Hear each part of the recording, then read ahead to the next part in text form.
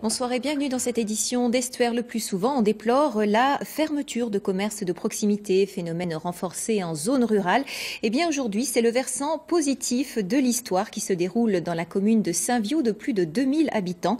Depuis 15 ans, elle n'avait plus aucun magasin. Ce matin, une boulangerie a rouvert ses portes avec l'espoir de drainer avec elle d'autres initiatives. Reportage de Jérémy Armand et Boris Vioche.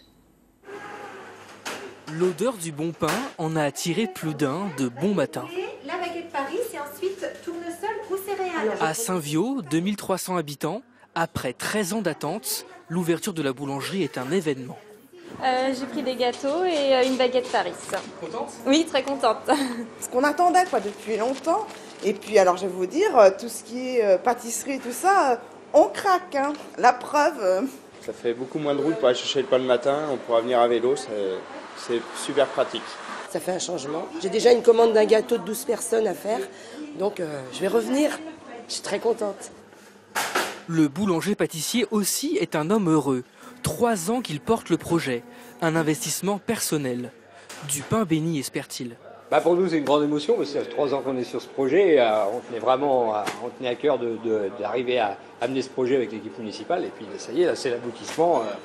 On y est, on peut enfin travailler les produits qu'on aime faire et puis espérer satisfaire la clientèle. Donc c'est ce qui nous motive.